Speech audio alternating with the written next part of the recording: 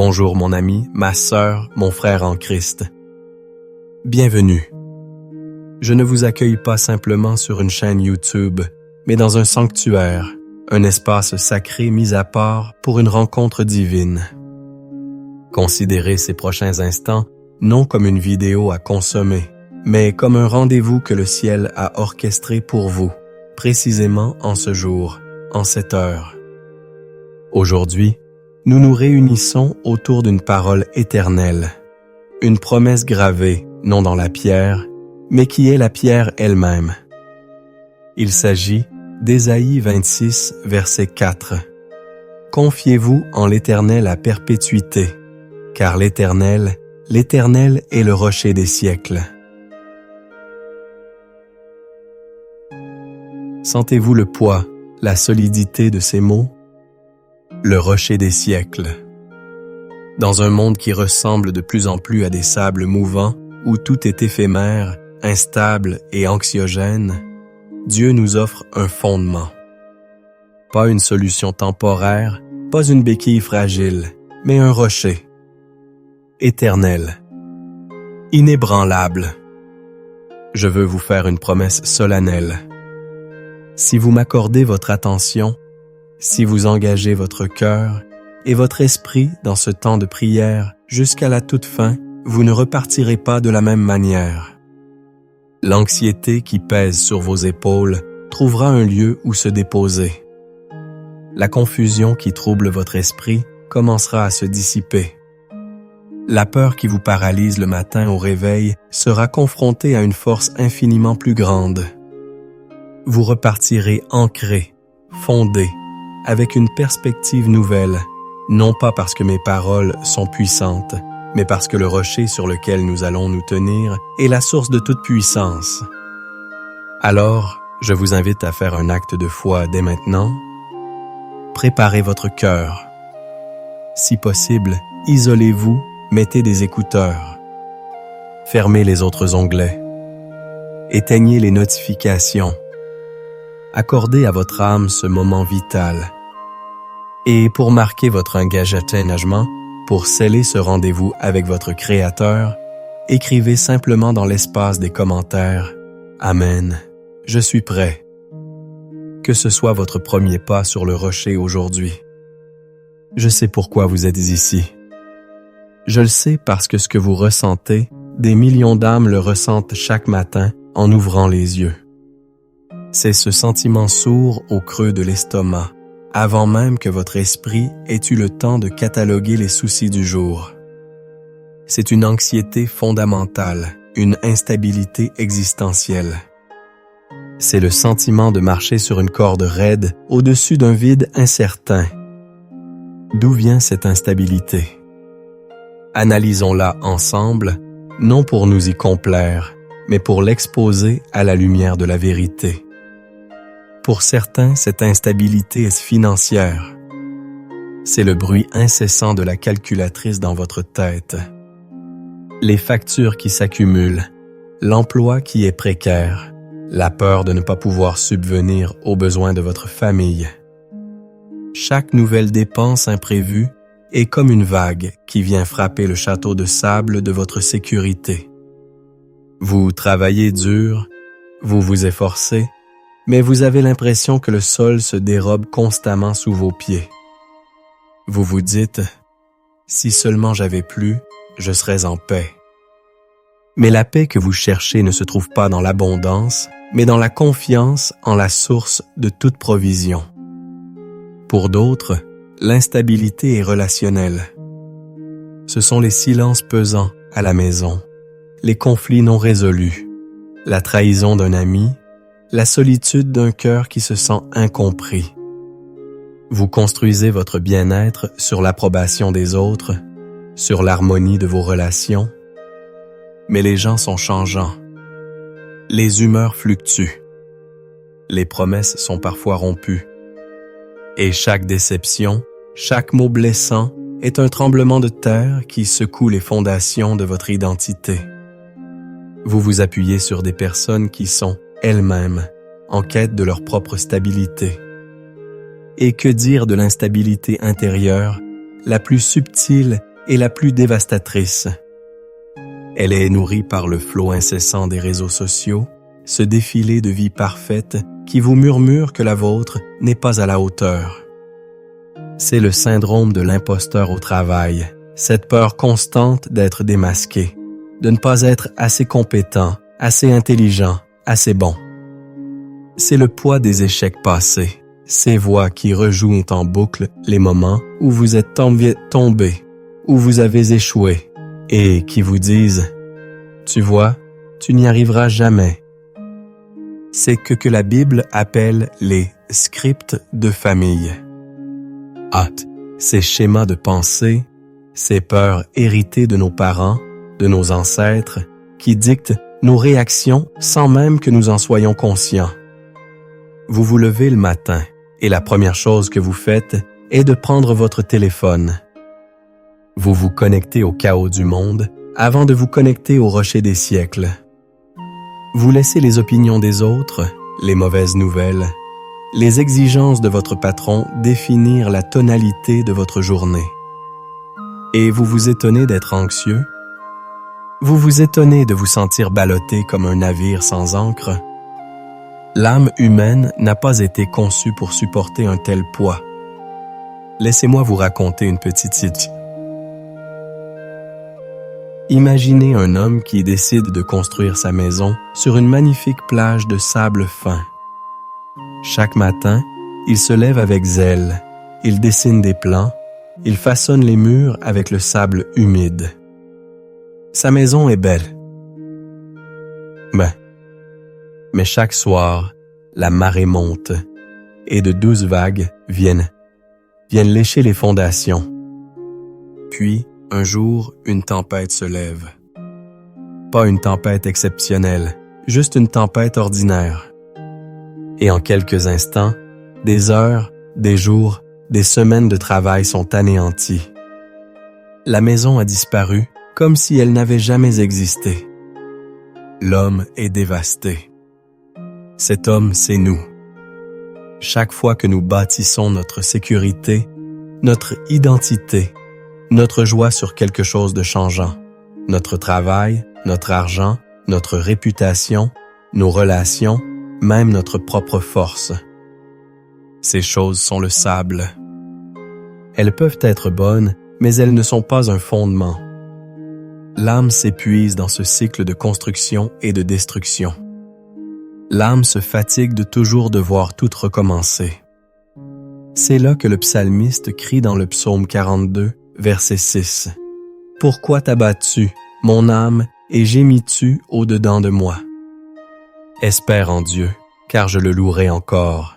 Il est mon salut et mon Dieu. » Il parle à son âme. Il reconnaît l'instabilité, mais il lui ordonne de regarder ailleurs, de regarder vers le salut, vers Dieu. L'apôtre Paul parlait de ce combat intérieur, de cette anxiété qui peut nous assaillir. Et Jésus lui-même, en voyant les foules harassées et abattues, leur a fait cette invitation bouleversante en Matthieu 11, verset 28. « Venez à moi, vous tous qui êtes fatigués et chargés, et je vous donnerai du repos. » Il n'a pas dit « travaillez plus dur ». Il n'a pas dit « réglez vos problèmes et revenez me voir ». Il a dit « venez ». Venez avec votre fatigue, avec vos fardeaux, avec votre instabilité. Venez, car je suis le repos. Je suis le fondement qui ne peut être ébranlé. Votre douleur n'est pas invisible. Votre anxiété n'est pas une faiblesse honteuse. C'est le cri d'une âme créée pour l'éternité qui essaie de survivre sur les sables mouvants du temps. Mais aujourd'hui, une invitation vous est lancée. L'invitation à cesser de creuser dans le sable et à venir vous établir sur le rocher. Le rocher qui a vu les empires naître et mourir. Le rocher qui existait avant le commencement du temps.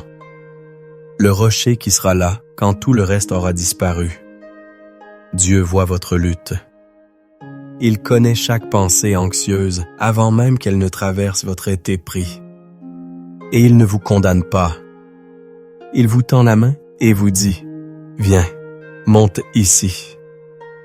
Bâtisse ta vie sur moi. » Pour comprendre la puissance révolutionnaire de cette invitation, nous devons plonger au cœur d'Ésaïe 26, verset 4. Nous allons disséquer ce verset, non comme des académiciens froids, mais comme des assoiffés qui découvrent une source d'eau vive. Chaque mot est une clé qui ouvre une porte de la forteresse de Dieu. Le premier mot est un verbe d'action. Confiez-vous. En hébreu, le mot est « bata ». Ce mot est bien plus riche que notre concept moderne de confiance, qui est souvent intellectuel. Bata ne signifie pas seulement croire que Dieu existe. Il signifie s'appuyer sur lui de tout son poids, se jeter dans ses bras en toute confiance, comme un enfant qui saute du haut d'un meuble en sachant que son père le rattrapera. C'est un abandon total. C'est l'acte de cesser de s'appuyer sur sa propre compréhension, ses propres forces, ses propres plans. C'est le moment où vous dites « Seigneur, je ne peux plus. Je m'effondre. Je choisis de m'effondrer sur toi. » Tant que vous essayez de vous tenir debout par vous-même sur le sable, vous serez instable. La première étape pour trouver la stabilité est de reconnaître votre propre instabilité et de transférer votre poids. Sur qui? En l'Éternel. Le texte hébreu utilise le nom sacré de Dieu, IHBVH, souvent traduit par l'Éternel ou Yahvé. Ce n'est pas un titre, c'est son nom de l'Alliance. C'est le nom qu'il a révélé à Moïse au buisson ardent. Je suis qui je suis. Ce nom emporte une vérité fondamentale. Dieu est auto-existant, immuable, éternel. Il n'est pas défini par les circonstances. Il ne change pas en fonction de l'économie, de la politique ou de votre état émotionnel. Il est. Point. Se confier en l'Éternel, c'est donc s'appuyer sur la seule constante de l'univers. Tout le reste est une variable. Votre santé est une variable. Vos finances sont une variable. Vos relations sont une variable. Dieu est la constante. S'appuyer sur lui, c'est aligner sa vie sur la seule réalité qui ne changera jamais. Pour combien de temps devons-nous nous confier? À perpétuité. En hébreu, ad. Cela signifie jusqu'à la fin, pour toujours. Ce n'est pas une confiance du dimanche matin. Ce n'est pas une confiance pour les temps de crise seulement. C'est une posture de vie. C'est un choix quotidien, renouvelé chaque matin, de s'appuyer sur lui, que le soleil brille ou que la tempête fasse rage. Pourquoi? La deuxième partie du verset nous donne la raison. Car l'Éternel est le rocher des siècles. Remarquez la répétition. L'Éternel, l'Éternel. En hébreu, Yahweh. Dans la pensée hébraïque, la répétition est la forme la plus haute d'emphase. C'est comme si Dieu disait « Écoutez bien, ceci est le cœur de ma nature. C'est ce que je suis pour vous. » Il est quoi? Le rocher des siècles? Le mot hébreu pour rocher est tsur. Un tsur n'est pas un simple caillou. C'est une falaise massive, un refuge dans la montagne, un lieu de défense imprenable. C'est l'endroit où David se cachait pour échapper à la fureur du roi Saül. Dans un paysage désertique, un tsur était synonyme d'ombre, de protection contre le soleil brûlant et souvent d'eau qui jaillissait de ses entrailles. Le rocher est donc à la fois un abri défensif et une source de vie. Et ce n'est pas n'importe quel rocher. C'est le rocher des siècles.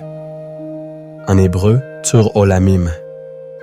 Olamim est le pluriel de Olam qui signifie l'éternité, les âges. ce n'est pas un rocher qui peut s'éroder avec le temps.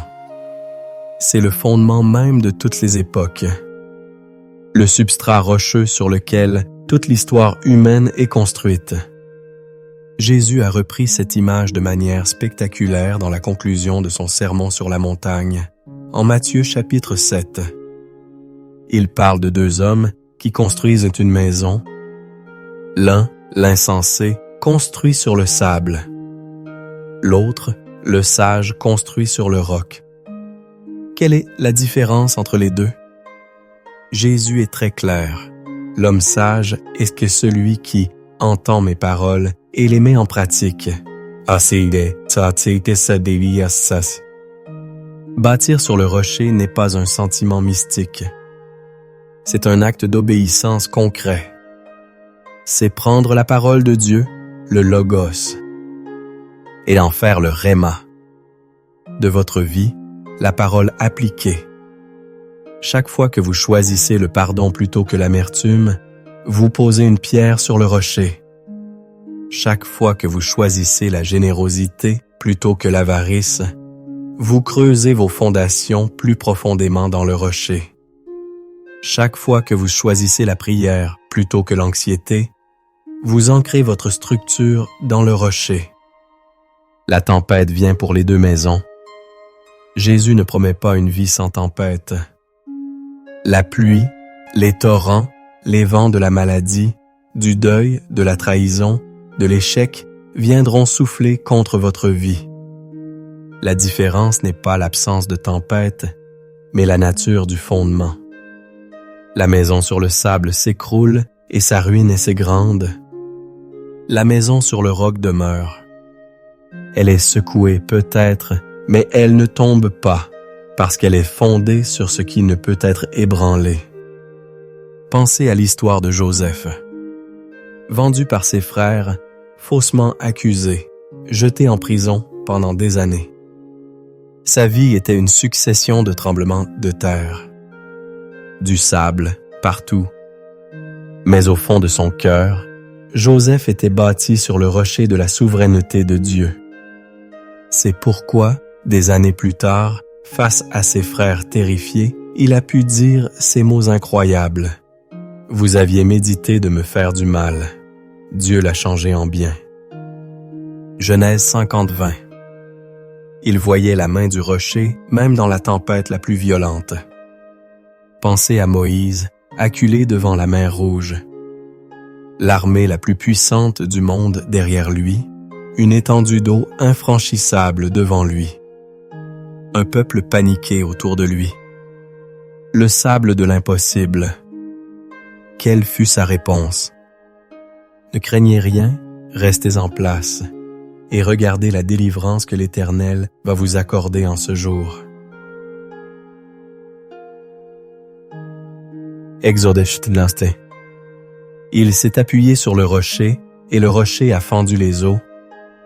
Dans votre vie, aujourd'hui, le burn-out qui vous guette est le signe que vous essayez de puiser de l'eau dans des citernes fissurées au lieu de boire à la source qui jaillit du rocher.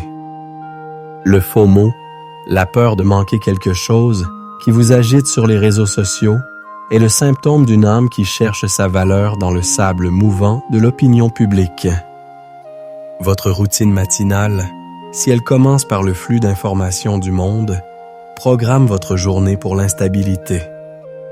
Mais imaginez une autre routine. Imaginez que votre premier geste ne soit pas de saisir votre téléphone, mais de poser les pieds de votre âme sur le rocher des siècles. De commencer la journée en vous rappelant qui est votre fondement. C'est ce que nous allons faire maintenant. C'est une discipline spirituelle, un acte de construction quotidien. Et cela commence par la prière. Maintenant, le moment est venu. Nous avons préparé le terrain de notre intelligence, il est temps de labourer le sol de notre cœur. Nous allons passer de l'écoute à la rencontre, de la théologie à l'adoration. Pour que cette prière soit plus qu'une simple récitation de mots, notre cœur a besoin d'être aligné. Je vais vous guider dans un court processus de préparation. Où que vous soyez, adoptez une posture de révérence. Fermez les yeux si cela vous aide à vous concentrer. Ouvrez les paumes de vos mains tournées vers le ciel, en signe de réceptivité et d'abandon. Premièrement, la repentance. Reconnaissons humblement tous les autres fondements sur lesquels nous avons essayé de bâtir nos vies. Notre orgueil, notre carrière, l'argent, l'approbation des autres, nos propres forces. Confessons à Dieu que nous avons cherché notre sécurité dans le sable. La Bible nous dit dans 1 Jean 1, verset 9, « Si nous confessons nos péchés, il est fidèle et juste pour nous les pardonner et pour nous purifier de toute iniquité. » Prenez un instant pour nommer silencieusement ces faux fondements devant Dieu. Deuxièmement, le pardon. L'instabilité vient souvent de l'amertume que nous portons. C'est comme essayer de construire une maison en portant des sacs de pierres inutiles. Nous devons les déposer. Pensez à toute personne qui vous a blessé, qui a contribué à votre sentiment d'insécurité. Prenez la décision de leur pardonner, non parce qu'ils le méritent, mais parce que vous méritez d'être libre. Jésus nous a avertis en Matthieu 6, verset 15. « Mais si vous ne pardonnez pas aux hommes, votre Père ne vous pardonnera pas non plus vos offenses. » Relâchez-les maintenant, remettez-les au juste juge. Troisièmement, la consécration. C'est l'acte de rendre volontairement les rênes à Dieu. Dites-lui, « Seigneur, je te donne le contrôle de ma journée, de mes finances, de ma famille, de mon avenir. Je choisis de me confier en toi. » Jacques 5, verset 16 nous rappelle que la prière fervente du juste a une grande efficace. C'est en nous abandonnant que nous devenons justes et que notre prière devient puissante. Votre cœur est maintenant prêt. Entrons ensemble, avec audace et humilité, dans le lieu très saint, au pied du rocher des siècles. Prions ensemble. Père éternel, Dieu tout-puissant, Créateur du ciel et de la terre, c'est avec un cœur rempli de révérence que nous nous approchons de ton trône de grâce en ce matin. Nous venons à toi, non pas sur la base de nos mérites, mais par le sang précieux de l'agneau, Jésus-Christ, notre Seigneur. Nous te louons et nous t'adorons. Nous proclamons que tu es le Roi des rois, le Seigneur des seigneurs. Nous élevons ton saint nom au-dessus de tout autre nom.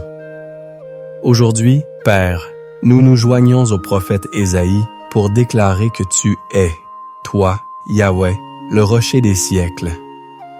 Tu es notre Tsour, notre falaise protectrice, notre forteresse inexpugnable.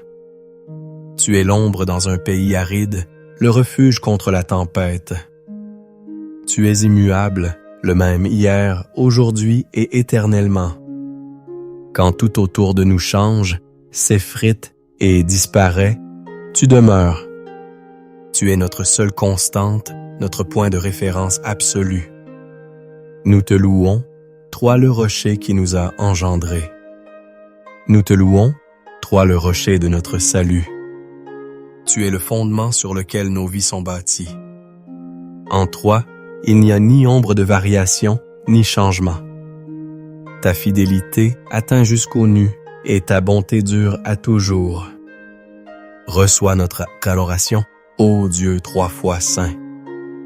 Père de miséricorde, nous nous tenons devant toi et nous confessons que nous avons cherché notre sécurité ailleurs qu'en toi. Pardonne-nous. Teilas. Pardonne-nous d'avoir bâti sur le sable de l'orgueil humain, de la réussite professionnelle, de la sécurité financière. Pardonne-nous d'avoir fait des hommes et des femmes notre rocher, cherchant dans leur approbation la stabilité que toi seul peux donner. Pardonne-nous pour les matinées où notre premier regard s'est tourné vers notre téléphone plutôt que vers ta face. Pardonne notre anxiété, qui est au fond une insulte à ta souveraineté et à ta bonté. Pardonne notre incrédulité et notre tendance à reprendre le contrôle que nous prétendons te donner. Aujourd'hui, Seigneur, nous déposons tout à tes pieds. Nous déposons le fardeau de nos soucis financiers. Nous déposons la douleur de nos relations brisées. Nous déposons la pression de la performance et la peur de l'échec. Nous déposons le poids de notre passé et l'angoisse de notre avenir. Nous nous déchargeons sur toi de tous nos soucis, car nous savons que toi-même, tu prends soin de nous. Nous choisissons de lâcher prise. Nous renonçons à notre besoin de tout comprendre, de tout maîtriser. Nous acceptons de ne pas savoir, car nous savons que toi, tu sais. Nous te confions notre vie sans réserve. Et maintenant, Père, nous nous approprions ta parole par la foi. Sur la base de l'autorité d'Ésaïe 26:4, je déclare pour ma vie: je me confie en toi, ô Éternel, à perpétuité. Je choisis de m'appuyer de tout mon poids sur toi. Tu es mon rocher, mon fondement éternel. Je déclare avec le psalmiste dans le psaume 18, « Éternel mon rocher, ma forteresse, mon libérateur. Mon Dieu, mon rocher, où je trouve un abri. Mon bouclier, la force qui me sauve, ma haute retraite. Je déclare que parce que tu es mon rocher, je ne serai pas ébranlé. Quand les vents de l'adversité souffleront, quand les torrents de l'épreuve déferleront, ma maison tiendra bon, car elle est fondée sur le roc Jésus-Christ. Je déclare que le Christ, le rocher frappé pour moi, est la source de mon eau vive. Je ne mourrai pas de soif dans le désert de ce monde, car je bois à la source de la vie éternelle. Je déclare que je suis un bâtisseur sage. J'entends ta parole et je la mets en pratique. Chaque acte d'obéissance est une pierre ajoutée à mon édifice, solidement ancré en toi. Je refuse de construire sur le sable. Je choisis la voie étroite de l'obéissance qui mène à la stabilité et à la vie. Au nom puissant de Jésus-Christ, je m'élève maintenant contre toute force spirituelle qui cherche à me maintenir dans l'instabilité et la peur. Je prends l'autorité sur l'esprit d'anxiété, l'esprit de crainte, l'esprit d'orphelin, et je leur ordonne de me lâcher maintenant. Je brise toute forteresse de pensées négatives, tout schéma de pensée mensonger qui me dit que je suis seul, abandonné ou sur le point de m'effondrer.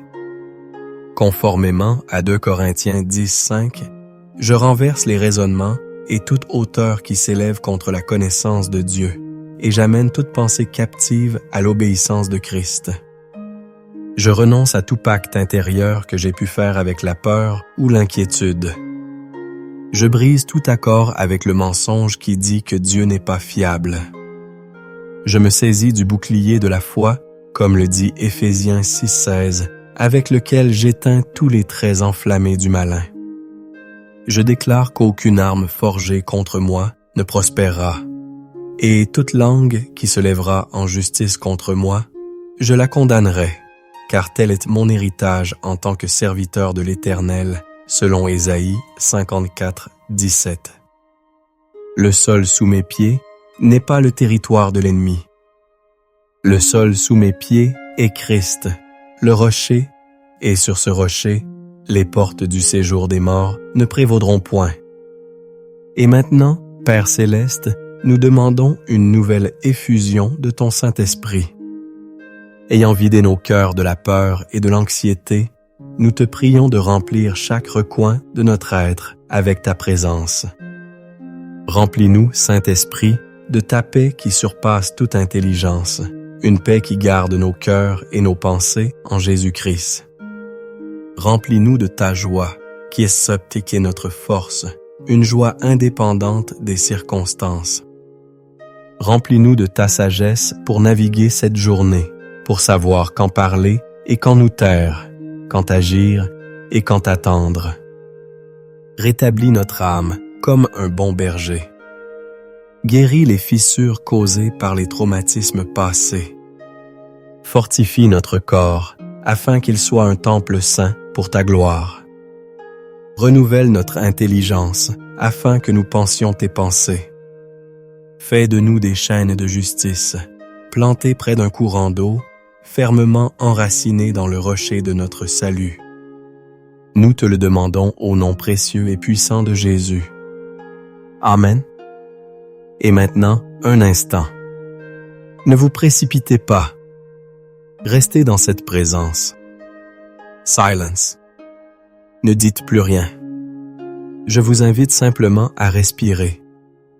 Inspirez profondément la paix de Dieu. Et expirez lentement l'anxiété et le chaos.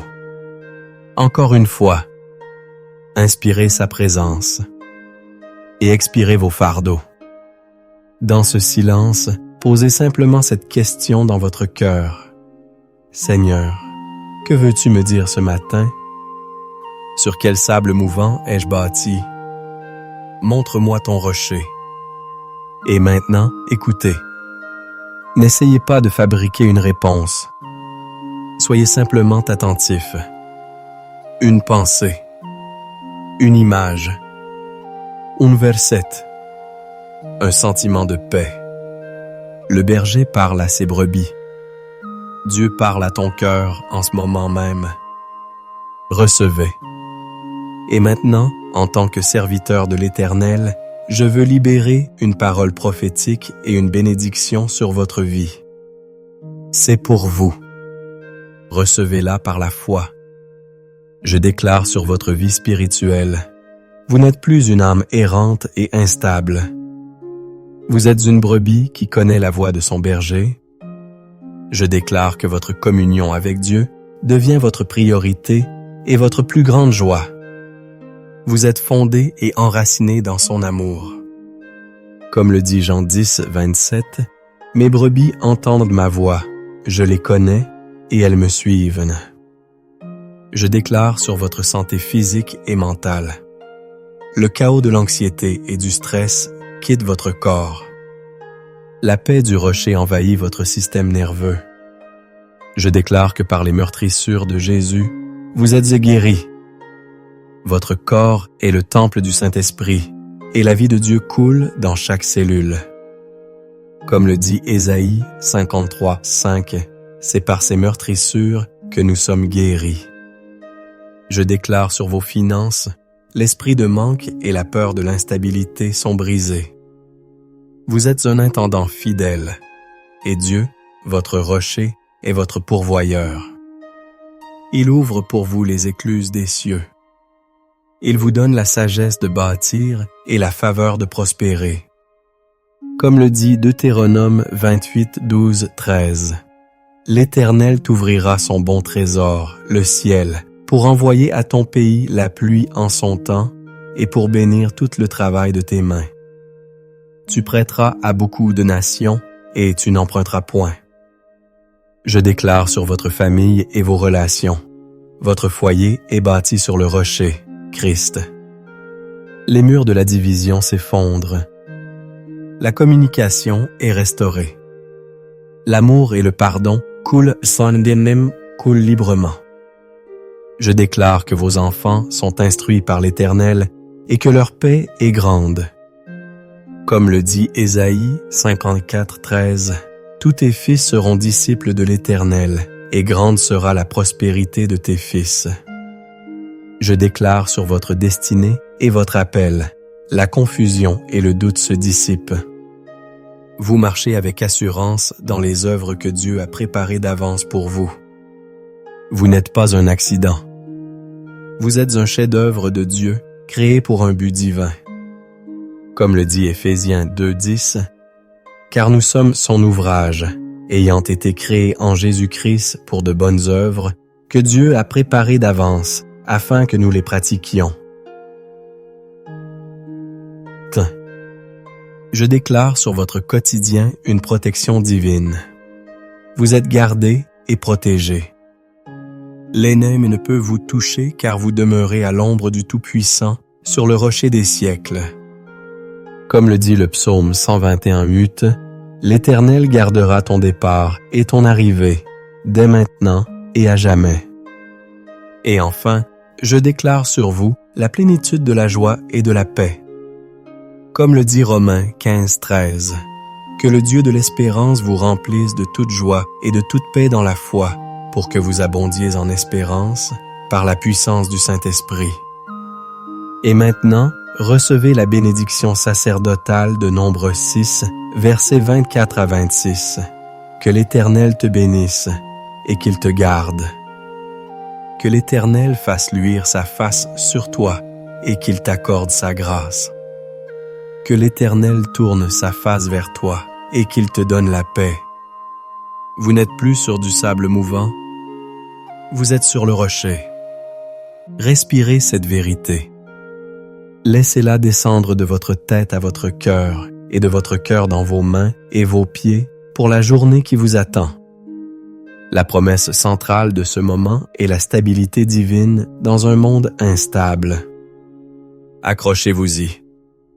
Ce n'est pas une solution miracle, c'est une fondation sur laquelle bâtir jour après jour. Je veux vous lancer un défi.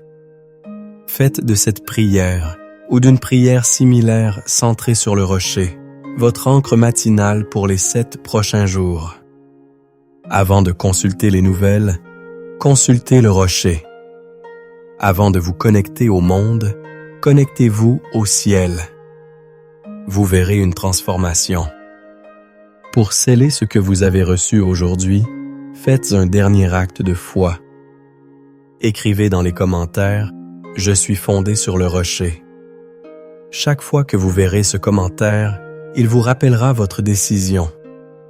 Si ce temps de prière vous a béni, aidez-nous à bénir les autres. Cliquez sur le bouton « J'aime » pour que l'algorithme montre cette vidéo à d'autres âmes qui se sentent perdues et instables. Partagez-la avec un ami, un membre de votre famille, quelqu'un dont vous savez qu'il traverse une tempête. Et bien sûr, si ce n'est pas déjà fait, abonnez-vous à la chaîne et activez la cloche pour ne manquer aucun de nos futurs rendez-vous divins. Pour continuer votre temps avec le Seigneur, je vous invite à regarder notre prière puissante sur le psaume 91 pour la protection divine. Vous la trouverez dans la playlist qui s'affiche à l'écran. Allez en paix. Marchez avec assurance. Vous n'êtes pas seul. Votre fondation est sûre. Soyez bénis, soyez forts et demeurez sur le rocher. Amen.